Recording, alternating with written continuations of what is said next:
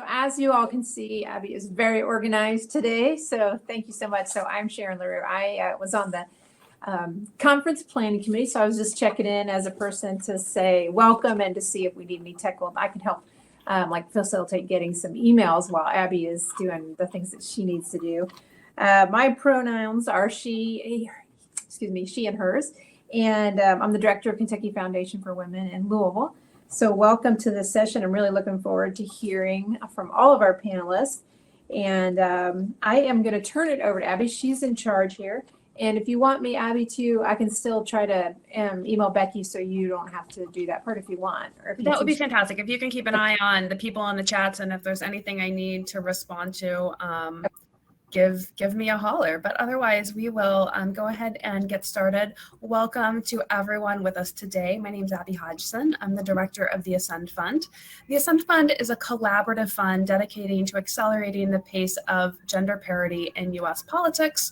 We are a member of the Women's Funding Network, and we exist to increase the number of women who are running and serving in elected office. And in order to do that, we invest in organizations that are breaking down barriers for women, that are supporting, training, providing women with the resources they need in order to be successful. And we do this for a number of reasons, but I think a great way to frame this is that even after the last two election cycles, when women gained first 12% of state legislative seats in 2018 and then another 5% last year, they still remain incredibly underrepresented. And so women account for only 32% of state legislators nationwide, and that really varies dramatically state. And so Nevada is the only state in the nation that has reached gender parity. 60% of their state legislators are women, and we want to make every state look like Nevada from that perspective. But on the flip side, we have West Virginia that has only 11% of their state legislators identifying as women. And I always say it sounds like they're actively trying not to elect women. And let me tell you, given the hostile environment they create for women, that is exactly what they are doing. Today, we're joined by 4 stellar state legislators from New York, Georgia, and Texas. These states are interesting in that they are fairly middle of the road. So New York and Georgia, and I say from a women's legislative perspective, not from middle of the road related to anything else, but New York and Georgia, both are higher than the national average. 34% of their state legislators are women. And then Texas is just slightly under the national average at 27%. So we're still working to get some folks into our panel today. But while we're waiting for them and troubleshooting our technology here, let's go ahead and introduce the two we do have on the panel screen right now. Welcome to Georgia Representative Nguyen. We're so pleased that you're joining us today. She was first elected in 2017 to the Georgia House, replacing a little-known legislator, right, from Georgia, Stacey Abrams.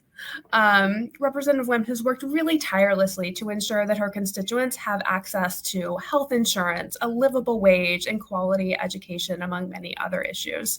I always love to hear the story about how she started her own nonprofit. It was called Athena's Warehouse, and she used that nonprofit to educate and empower girls in under-resourced schools. So I think for our the audience here today, you would really appreciate that. Representative Nguyen is a trainer at one of the Ascend Fund partners, Vote, Run, Lead, and is actively supporting one of their new programs called Run 51, which is working to ensure that 51% of Georgia legislators are women by 2024. So incredibly ambitious. And then because we're here today to talk about voting rights, it would be remiss if I didn't talk about how Representative Nguyen is really a key figure in the fight against voter suppression and for voting rights.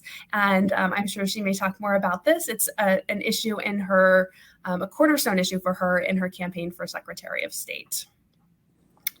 And then second on the screen, you'll see Texas Representative Celia Israel, who was elected in 2014 to the Texas House representing a portion of Austin in District 50.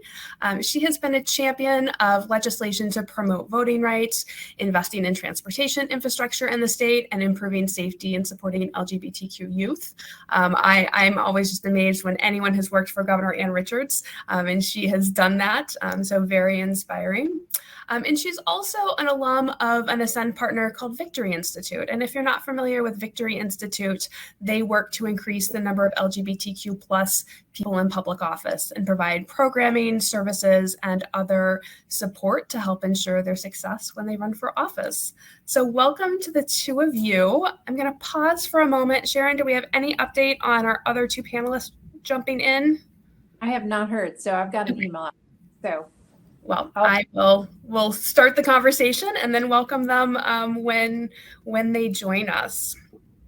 So to kick off this conversation, we're here today to talk about the health of our democracy and specifically how women legislators, like those who are joining us today, are really on the front line of the fight to protect voting rights in the states.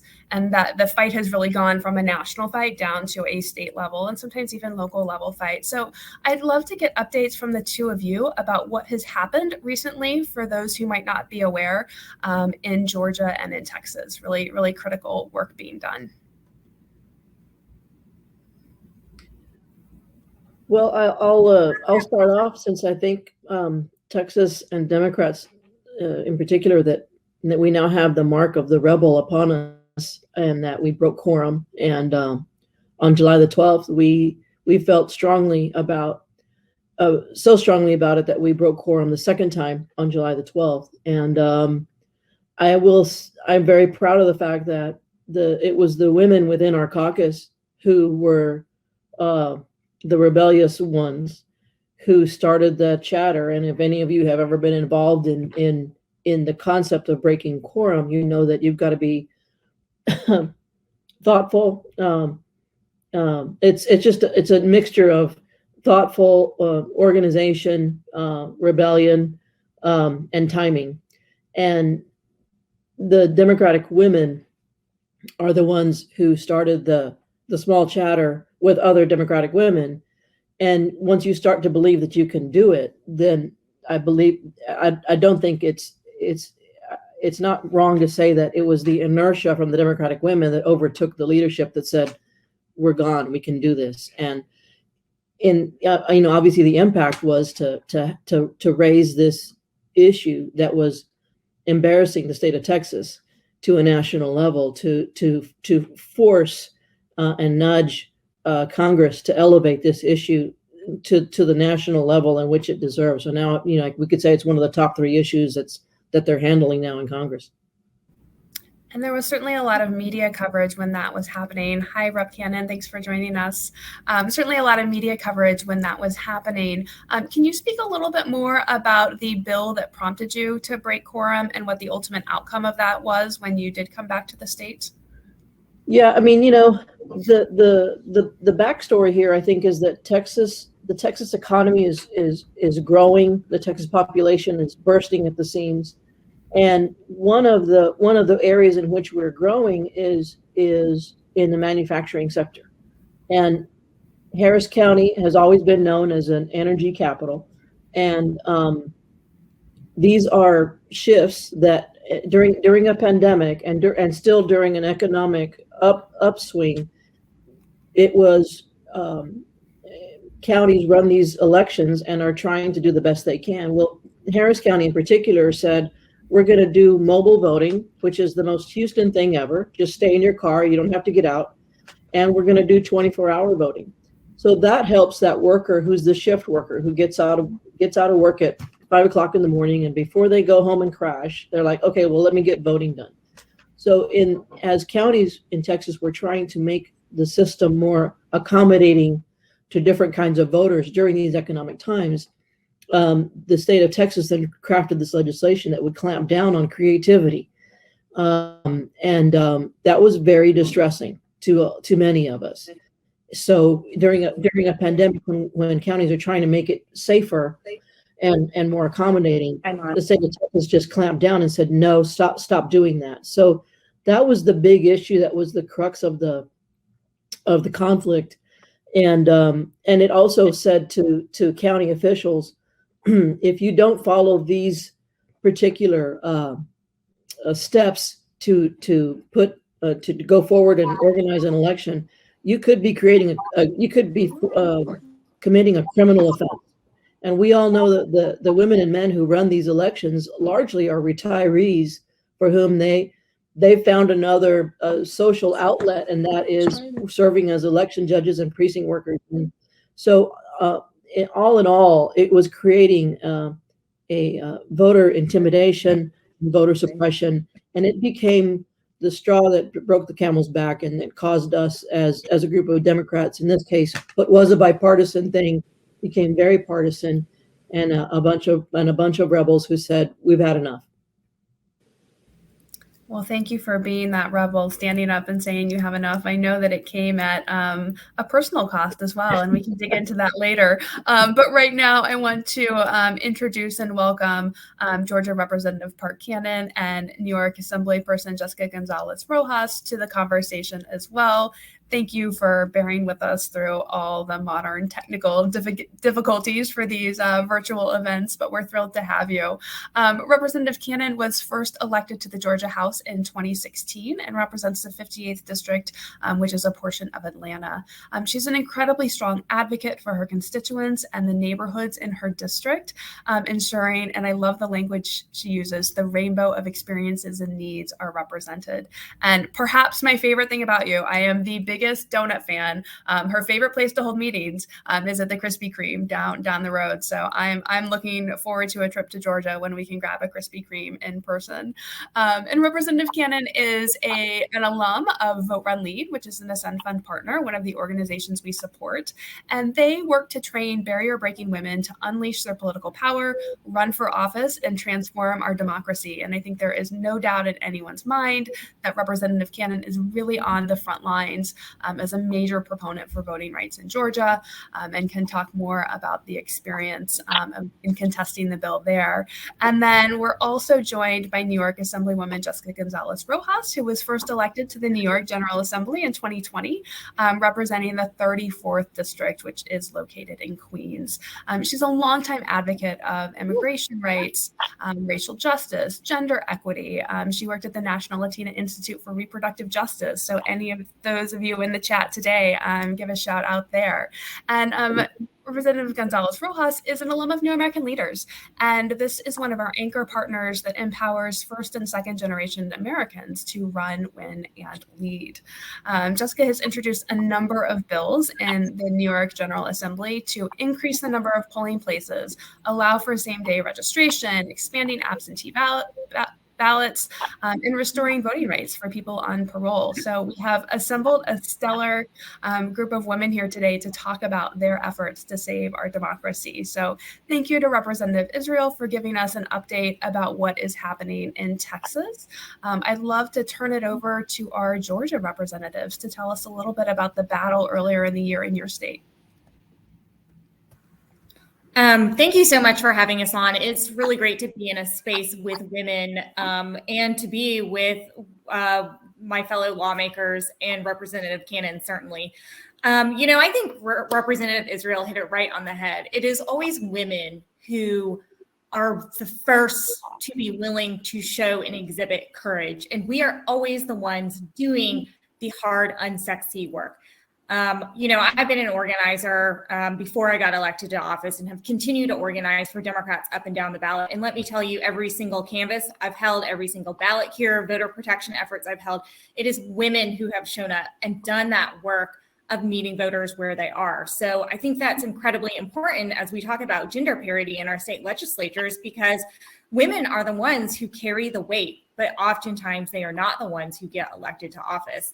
When it comes to voting rights, I was elected in 2017. I did not know that I was going to be at the center of the storm. I had no idea things were going to unfold in the manner in which they did. In the Georgia General Assembly, as well as I'm sure other assemblies, if you're a member of the minority party, you do not get to choose which committees you want to sit on. And so I was assigned to governmental affairs.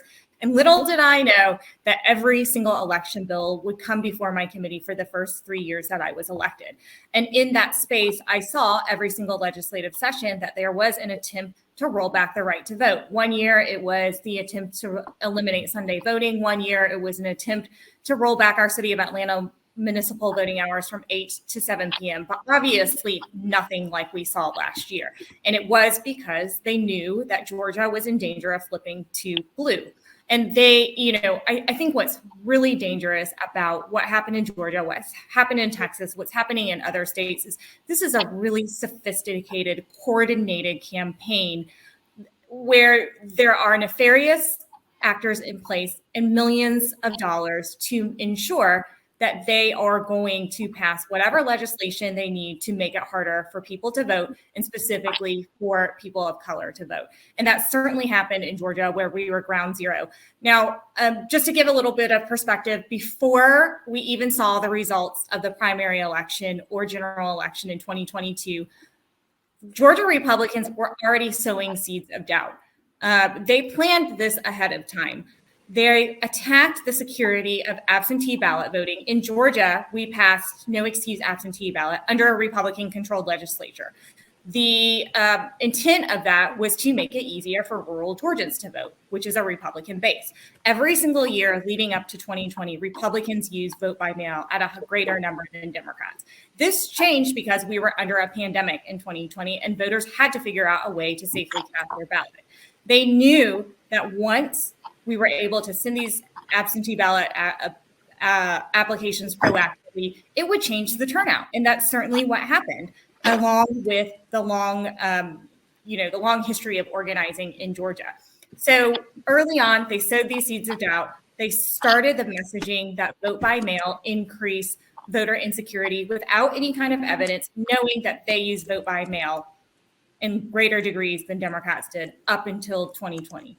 They continued that effort so that when the results of the general election came out, they had a basis to try and overturn the results, which they did. And I just want to share one more thing with you, because I know Rep. Cannon has a lot to add to this, but they brought Rudy Giuliani and Trump's legal team into our committees. And we saw that happening in legislatures across the country. Now, the way in which when we were part of the minority party, the rules are not fair. There are structural barriers in how we're able to participate. We were not told in advance that Giuliani and Trump's legal team were coming. And there are limitations around how many questions that we can ask. Our mics are cut off. All of those things happen. I watched what happened on the Senate side in Georgia, and the people who stood up were the two sitting senators who are women on our side. Immediately, they were targets for the right wing, and this was happening all over the country. Ahead of them coming to our governmental affairs committee meeting on the House side, I knew I only had a limited time to make my case. And folks were very concerned about the safety of the women on the committee and the women of color specifically. They knew we were going to be a target immediately. But what I knew is I had a limited window. This was bigger than me. It was about Georgians. It was about our democracy as a whole. And I had to discredit that guy, Trump's expert witness, who had accused Georgians of committing felonies. And I spent all of my days leading up to that committee ensuring that I was armed with the truth and facts, talking to voters who were on that file, and came equipped to be able to discredit him. And I did it in real time. And as soon as I did it, my name, address, docs on a right-wing gun site, and I suddenly had to make a safety plan. And that's the reality of being a woman who is leading and a woman who is not afraid to step up and tell the truth. We become targets in greater numbers than anyone else. And Representative Cannon went through a similar experience. And, she's going to have a great story to tell about how she literally put her body on the front lines to defend our right to vote and what happened in the aftermath.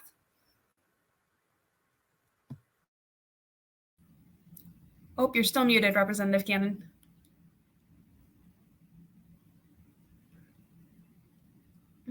Let's see. If you go down to the microphone down below, maybe, and click on it. Gosh, we are having all types of problems on this hop-in. So while Representative Cannon works on her sound, Assemblywoman González-Rojas, I know you were working on your sound. I don't know if that got troubleshooted. If so, we welcome you back to talk about your experience in New York State, which thankfully is slightly more positive than some of the other women on this call. All right, well, we will pause that question while the folks are working on sound in the background. But let's go ahead and start the discussion. And for those of you in our audience, we believe in participatory democracy, and we're going to live that here today. So if you have questions for our panelists, strongly encourage you to drop those in the chat, and we will address those as we go along. Representative Nguyen, you started to talk about the long-term plan on the Republican side of the aisle to dismantle these rights and how that showed up and affected your strategy.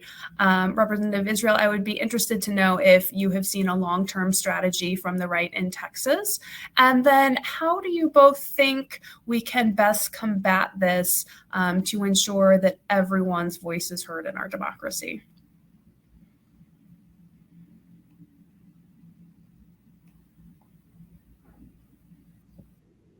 Well, in Texas, I've served on the elections committee twice before, not this session, but in 2 sessions prior. And in Texas, we meet every other year, every 2 years for 140 days. But in the political times that we're living in, where we're not supposed to listen to experts suddenly, and we're not supposed to respect that a media story is a professional being held to journalistic ethics.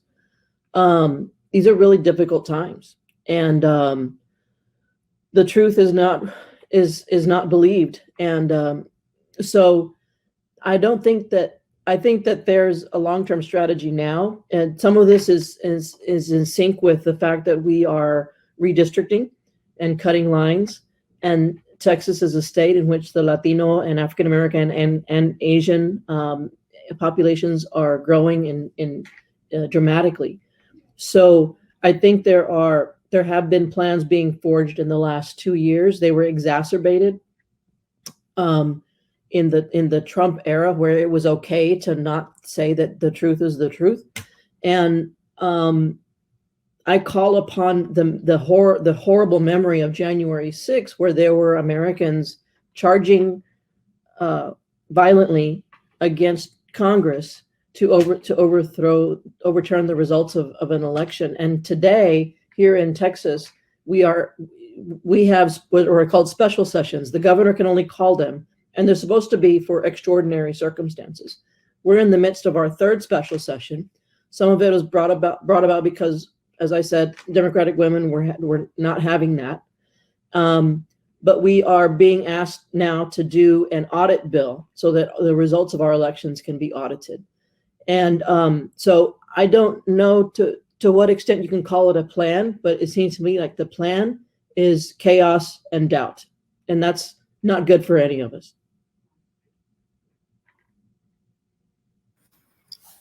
I think one of the most disappointing things is, when we are serving in these legislative chambers, we do have conversations with our colleagues across the aisle. And my Republican colleagues have told me behind closed doors, we do not believe the election was stolen, but we have to do something to appease our constituents. And I say to them, this is a base that you built, and you have to take responsibility for telling them lies. And I think that is probably the most dangerous part of this. The people who are making these decisions, funneling the money in, they know the truth, and they know how to manipulate their constituents, and they know how to lie to their voting base. It is a concerted effort using Georgia as a testing ground and then duplicating in other states. An example of what's happening in Georgia right now is under Senate Bill 202. they created a provision for our state legislature to begin to initiate a takeover of our local election boards, knowing that they could use a Republican-controlled legislature to dismantle a democratically led elections board. Now, in the way our election boards are constituted in Fulton County, we are the most populous county in the state of Georgia. We delivered for Biden. Our election boards is a bipartisan board, but it is majority Democratic. So what is now happening is Republicans who represent a portion of that county on both the House and Senate side, they are able and did trigger a request for an investigation of Fulton County. Our state election board, that is primarily Republican, voted to move forward with this investigation. And contingent on the outcome of the investigation, there are several pathways in which they could request a state takeover, and they would have the ability to appoint a single superintendent, one person, who would then control all of the decisions for Fulton County elections. That's early voting, the time periods, the locations, and they would be responsible for the county certification process. That's where we are in Georgia. It is a strategic, very well thought out bill, Senate Bill 202, to surgically find those margin of errors in other places, the changes that they made, but it is also the subversion of democracy, so they can overturn the results if they did not find the margins of error with the voter suppression pieces. Abbie, I'll say it seems as though I was going to say, to overlay on this, the party that used to say local control should be the rule, we're now, as the great state of Texas, undermining what county officials are doing, who know best how to locate polls, how to do things differently and creatively, are being very structured from the state down. But yet the voters in Texas who are part of that 5% base that my Republican friends are pandering to will also say we shouldn't pass the John Lewis Voting Rights Act because Congress shouldn't be telling the state what to do. A lot of conflicting messages coming out there. Representative Cannon, we would love to hear more about your experience in Georgia and your efforts to fight the restrictive voting laws.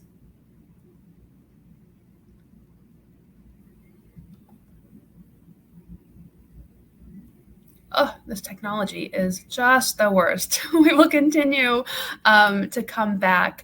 Representative Nguyen, you talked about your name and your home address showing up on websites and how your safety was physically threatened. And Representative Israel, when you left the state of Texas to go to DC, you canceled or delayed a very special event in your life. Could each of you speak to how this affects you personally? Because I think what oftentimes gets lost is we hold our elected officials up as larger than life, but at the end of the day, each of you as state legislators are people. And this has, as you're fighting for this really important matter, how do you get through each day? What helps you to continue to carry on?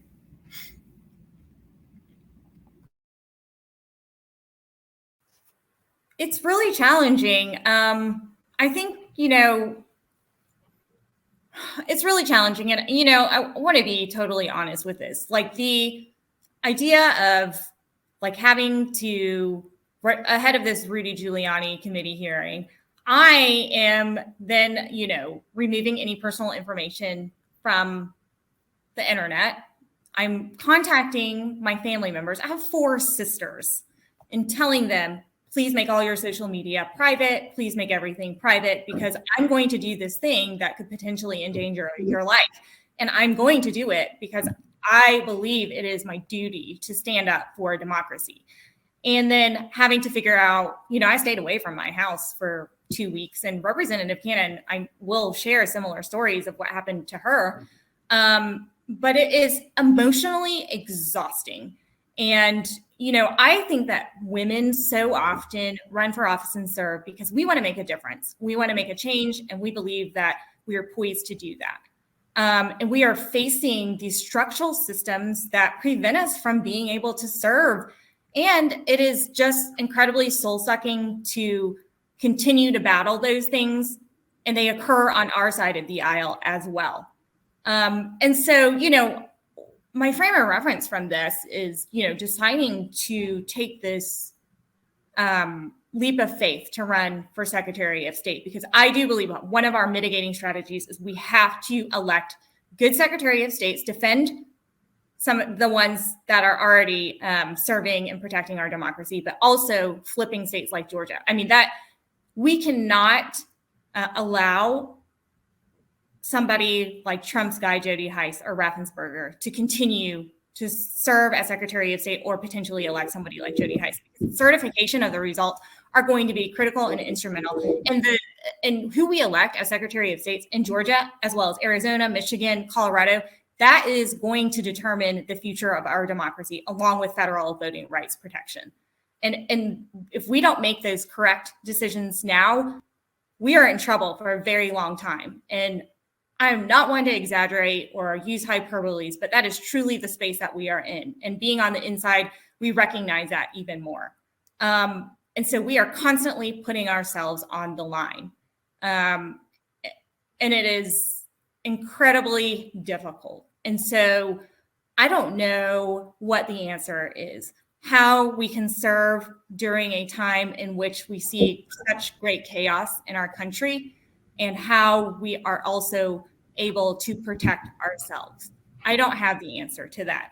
And so I try my best to carve out some time to go on a run in the morning, to surround myself with people that I trust, like Representative Cannon, and to also, make sure that when we are in these spaces, we are being very honest about what women need in this current moment. And if we are not very frank about what this is, then we're going to continue this fight for gender parity for much, much longer.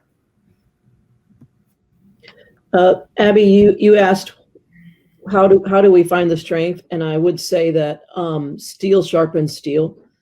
We are Texas Democrats. We've been in the minority for a generation now, and as an Ann Richards Democrat, I call upon the spirit of my political mothers, and that would be Ann Richards and Barbara Jordan. We are proud Texas Democrats. And we remember when you didn't have to lead with a Democrat, and when you worked across the aisle with your Republican friends to get things done. So there's some of us who are old enough to remember that what's happening right now is not normal. And we just dig deep and fight because the stakes are high and the love for our state is real. And I want to thank Rep. Nguyen for running for Secretary of State, because it's so important. In Texas, it is an appointed position. And I recently announced that I'm forming an exploratory committee to run for the mayor of Austin, because the dynamics here in Texas are such that the ability to affect change is becoming at the local level. So I will not be running for re-election to the legislature, and this is part of that dynamic. Where can we get things done? Play smart defense and find opportunities for us to lead and affect change at the local level. And Representative Cannon, I'd love to hear about your experience building off of Representative Nguyen and Representative Israel and what their experiences were, because everyone's experience is unique, and yet it's wonderful to hear that there is a sisterhood in Georgia that helps you all to continue the fight. Absolutely. Am I able to be heard now? Wonderful. I am situated at a community center where the families of people who have been brutalized by police gather together and talk about their shared stories. So as much as I am a part of a sisterhood with Representative Nguyen, Representative Renita Shannon, Representative Erica Thomas, the list goes on, I'm also a part of this brotherhood of community members who just understand that there's always some sort of inside-outside game. So when I became elected in 2016, I was 24 years old. I knew that being a young person in elected office would be challenging, but I had no clue how much my life would change.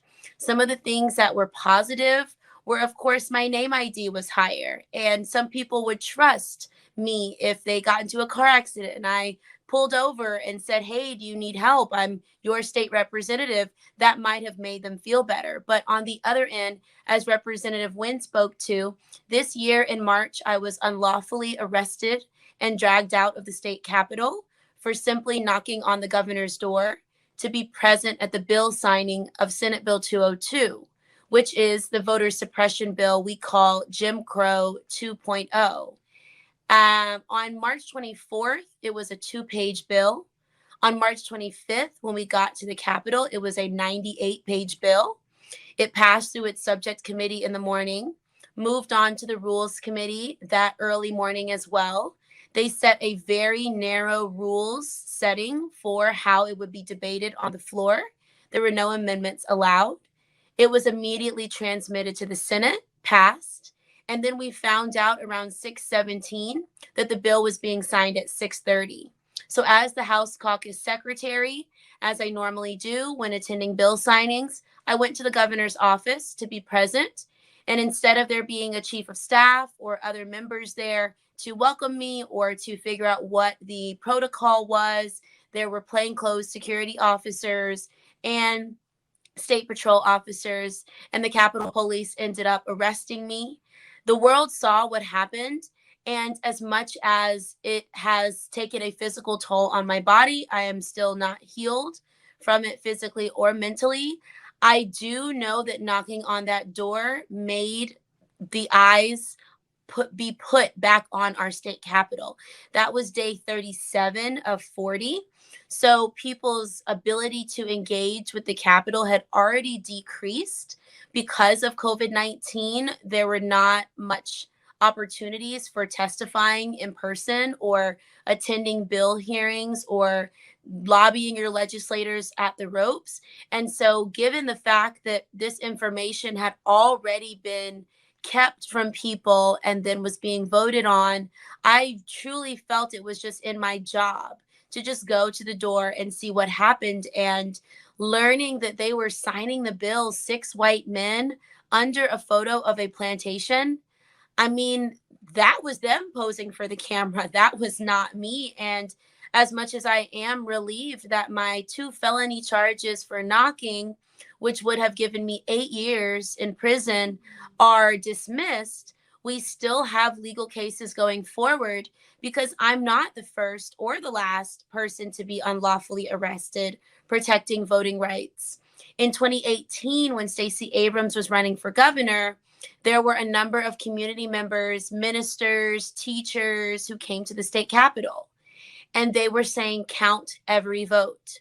One of those individuals who was with them was State Senator Nikema Williams, but they just saw her as a Black woman, and they arrested her along with 14 other individuals who have lawsuits against the state of Georgia right now.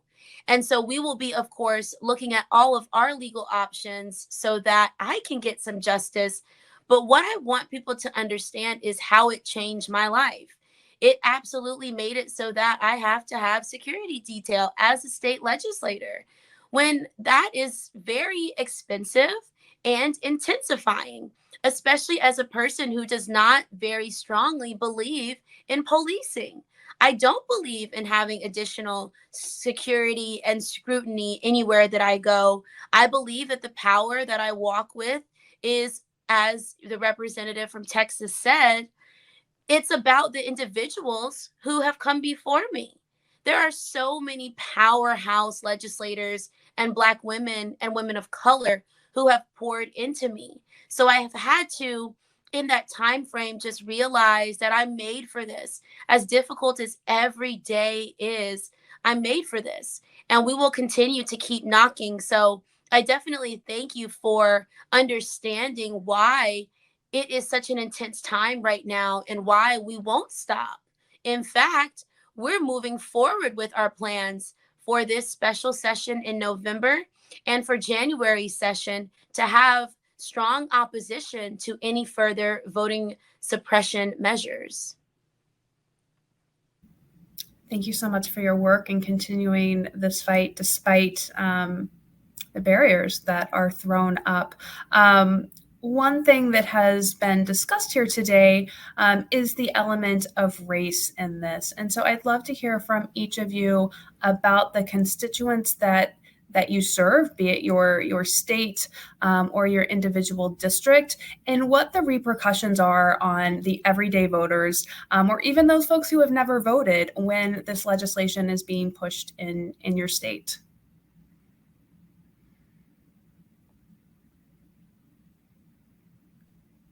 I'm happy to start off. As a Black woman in Georgia, I have seen over and over again how there are overt as well as subversive ways that they take away the power of those who are not of a homogenous background. We saw this year that they did a piece of local legislation to remove someone from an election board in a local county.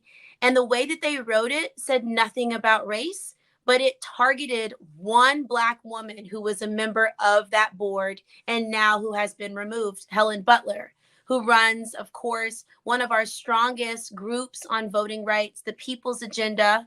And it was the strength of her sitting there, knowing that they were removing her without saying it, that strengthened me for my fight in March. What I do want to offer to community members who don't identify as Black or brown is that allyship is something that can be revoked. Depending on your actions, your ability to flex your equity muscle, community groups and individuals might say, I don't feel comfortable talking about this with you. Please go to Google. Or they might say, I actually want to take a step forward with you, and I trust you to be on the front lines with me. That is not personal. That is a matter of generational trauma that we are trying to get out of. We are not in service or lip service to this idea of allyship being something that anyone can have because they posted hashtag Black Lives Matter. We are looking for concrete, equitable solutions that change the conditions in our lifetime. One of those things that you can certainly do is plug in tomorrow. If you are around the country, you can still plug in, and I will put the link in the chat, because tomorrow is when the oral arguments for Georgia's abortion ban will be heard here in Georgia. We know that this is a fight since 2018 that we have been going through. We've been back and forth in the courts, but we know that the attorneys are being paid $495 an hour for all of these years. And tomorrow, more Black women will be on the front line, possibly facing arrest. And we definitely need allyship to stand strong with us as we talk about abortion as a voting rights issue. And we know about the issues around abortion and voting rights in Georgia, in Texas, and New York because the media has elevated it. But the fact of the matter is these fights are happening in every single state across the country, no matter where our participants live. Can each of you talk about, this is a question from the audience, how you have used the media as leverage to move your issue forward?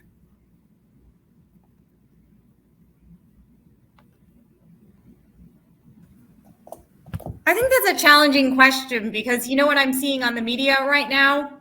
Clips of Brad Raffensperger on every national network without an opposing view. So he's currently touring his book and attacking Stacey Abrams, using this argument that, look, both sides of the aisle did this in 2018, and I'm this guy who is, an individual with integrity, and I'm here to protect our voting systems. But for anyone who has worked in Georgia, who has gone toe-to-toe with him, he has gone before my committee many, many times, and he is not a friend of voting rights, period. And the fact that he is pushing this constitutional amendment to prohibit non-citizens from voting, which they already are in Georgia. And this is also part of this concerted effort to funnel this big lie that non-citizens voted and changed the outcome of the 2020 election. It's just not happening. And quite frankly, I am really tired of immigrants being thrown under the bus and being accused of being used as scapegoats for problems that they have nothing to do with. I mean, we know that we live in a country that has very unfriendly rules for immigrants. Many undocumented people live in the shadows. They do not want to get involved with government. They are certainly not going to risk getting deported so that they can go and cast a ballot for somebody who probably wouldn't stand up for them anyway. So anyway, I think that that is a really challenging question because we don't control the media. We can message to the media. We certainly have those opportunities to use those moments when they want to invite us on. But it is a hard question because it is not under our control. And so I don't know if any of the other state reps have any kind of guidance on that. But I generally have, I've been watching just what they choose to focus on. And oftentimes it's not really what's happening on the ground in our states. I'd love to just add that I'm always requesting that more people become members of the media, go into journalism. And for a moment, you might have to pull out an identity politic. You might have to say, I'm the only queer media person at this press conference, and I am here asking questions for the LGBTQ community. You might have to say, I am of immigrant experience, but I am here asking that if anyone here speaks in Spanish, por favor, hágalo. I'm really hopeful that we will have a diversity that increases in Georgia's media population, because right now it is very siloed. Abbie, I'll say in Texas, the population growth, we grew by 15% in the last 10 years. 70% of that 15% was people of color. So, we're trendy. And this morning I did an interview with Univision, our regional outlet, and I'm refining and working on my Spanish, because when you can talk to folks in their native tongue, and I am symbolic of what that new Latino immigrant wants. They want their children to go to college, the great University of Texas. They want them to get involved in politics. And so when I can make myself available to Spanish language media in particular, it means a lot culturally. Not that we speak only Spanish, but there are some for whom if you could speak to them in their Spanish language, you make that connection. She's like me, or she's like what I hope my daughter will be.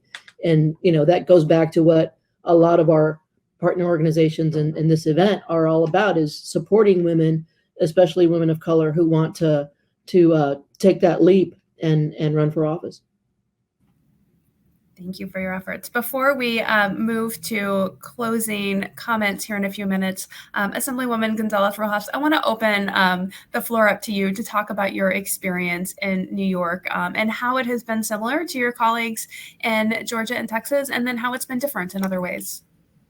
First off, apologies. This was like the absolute worst, of all the technology, challenges that anyone can face. It's like no video, no camera, I couldn't log on. Then the sound went out. So I didn't actually hear much of the presentation. But I am totally in love with each and every one of you. And I have so much love and solidarity for your work. I follow each of these fierce comrades. And I actually am I'm facing a very different dynamic here in New York. In New York, we're seeing how far we can go. In New York, we have our media. I have such good relationships with people in the media. In New York, we're expanding voting rights. We're bringing more folks into the fold. During COVID, we saw the most profound increase in turnout because we had early voting, and we relaxed a lot of the policies around access to voting rights, including mail-in ballots. Anyone could do a mail-in ballot because COVID was, an excuse absence from being able to show up at the polls. And that radically changed the way in which people engaged civically. And in my election, when I was first, a candidate, I was looking at, I had to create a win number. And I looked at all the data, and I determined that my, the highest turnouts in my district were about 7,700, right? And that was during a gubernatorial race.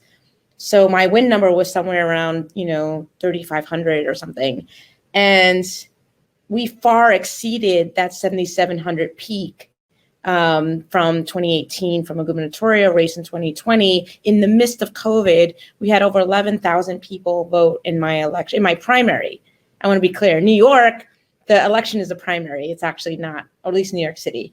The general election is sort of a foregone deal if you win the primary, which is a totally radically different experience than I'm sure my colleagues here.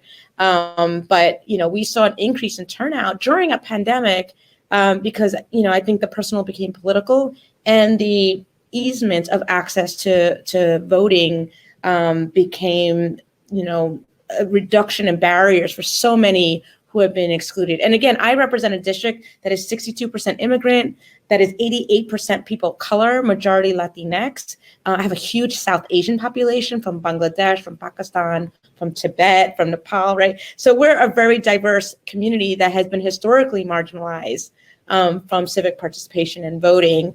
And to see that increase when we literally just create and reduce we create more access and reduce barriers to voting. People want to engage, people want to have their voices heard. And it was so evident in the year I ran and last year as well, this past year in terms of the primaries. The one thing I just want to lift up is that we passed a bill that was signed into law that would expand voting access for folks who have are parolees. There's about 35,000 parolees in New York. And this would ensure that once they were out on parole, they were able to engage. So under community supervision, prior to that, they weren't able to vote until that period of time was over. And for many, it was years. So once you were out of prison, you were able to vote. Even if you were under parole, under community supervision, you were able to vote. And not only did we say you're able to vote, you have to have been given notice of that. You have to have been given your voter registration form to be able to vote in your community. So we're doing things in New York that is like pushing those bounds, right? Making sure we can have as many people as possible vote and try to undo like the racist, systemic issues and barriers that have been created over the years, because we know who gets locked up. We know who gets targeted. I just went to Rikers Island last week, and I just saw the horror that is the mass incarceration issue in our state, in our city. So, reducing these barriers actually create more opportunity for people of color that have been historically marginalized and excluded from our system. So, and we just see better and better people being able to get elected because of that. So I'm proud to be in that position, and I send love to my Hermanexes that out here doing the work to expand voting rights for, all the incredible work you all are doing and the fight that you have. I'm watching from New York, and I'm cheering you on. Thank you. It's wonderful to have a model that we can lift up and know that is possible. Should we just change those who are in elected office, the composition, and those who turn out to vote? So in our final minutes together, I'd love to do a round robin and open it up to each of you about what you see as the actions necessary, either by yourself, your colleagues, or those who are watching this panel today in order to secure voting rights for everyone in the United States, and then what role you believe that more women in elected office might play in making that possible.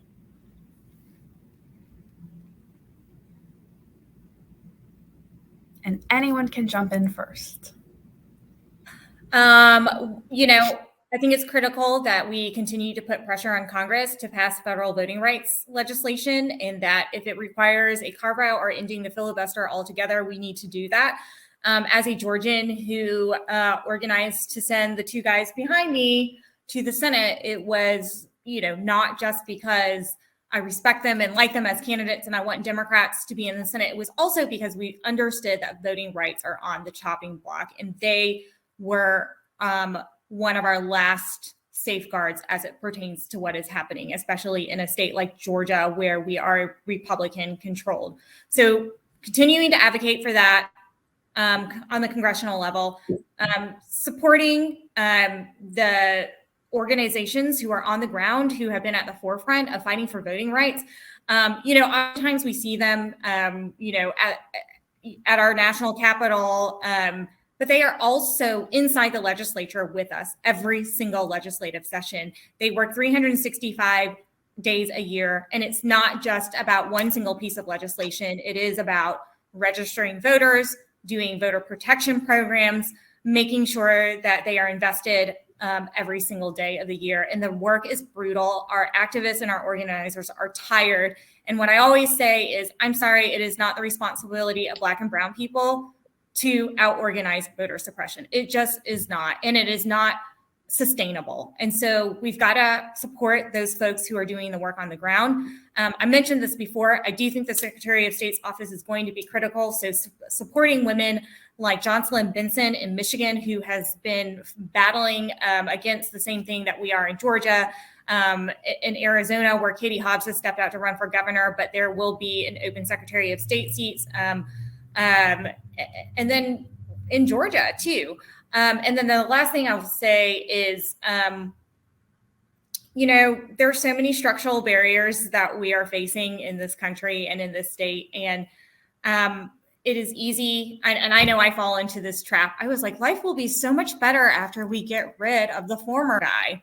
But we have so much on the line, and some things are better, but there's so much work that we need to do, and it doesn't happen with a single candidate, a single election cycle. It is a lifelong commitment. And I want to make sure that us younger folks are able to carry the burden, because I want to see our civil rights leaders who were fighting in the 60s, who still have to fight now. I want to see them be able to rest, because it is just wrong that they are still getting arrested for a fundamental right that we should have. Thank you for your inspiring words. I think everybody's going to leave here energized. Representative Israel, a minute from you, please. Abbie, when I was young, I used to say, man, I wish I had been like a college student during the 60s. It was so fiery and awesome back then. Well, we're in the midst of another civil rights movement. This is your time, so grab it.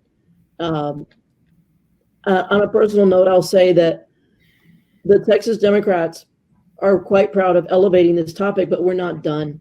We've got to, in the midst of infrastructure and budget talks, and I know that mix is in there. We know politics. There's deals that are being made as we speak about all of this stuff, and voting rights has got to be a part of it. So we need to elevate that in our communications with Congress. And as we broke quorum in Texas, which is a big damn deal,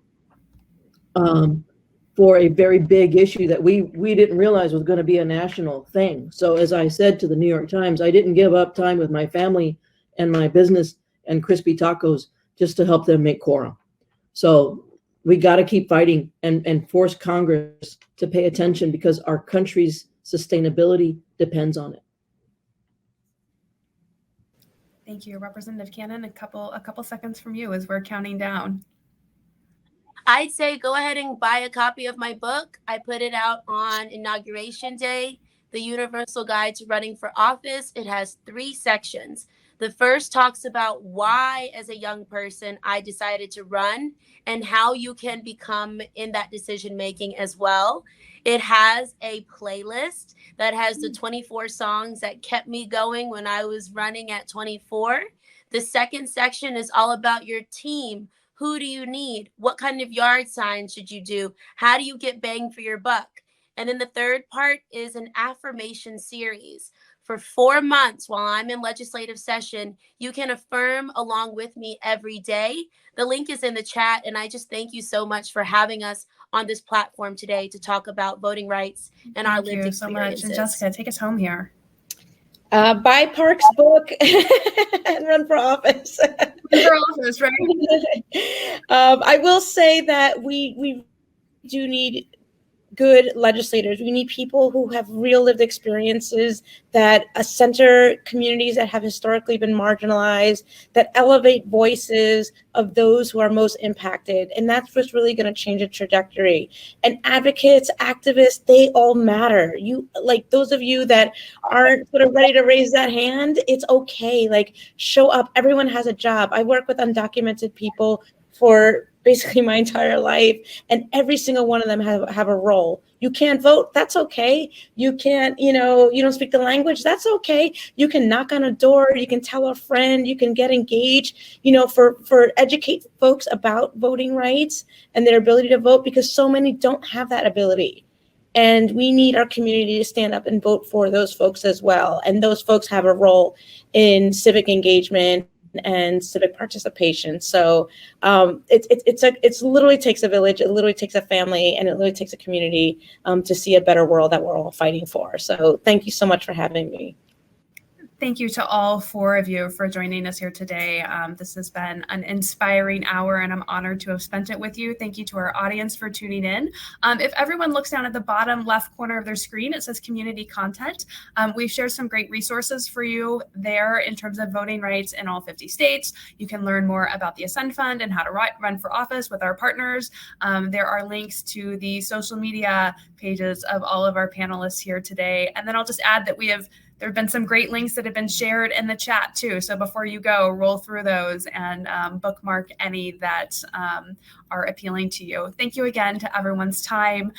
Thank you to the Women's Funding Network for establishing this conference and working to support women throughout the United States. Thank you, everyone. Have a wonderful afternoon.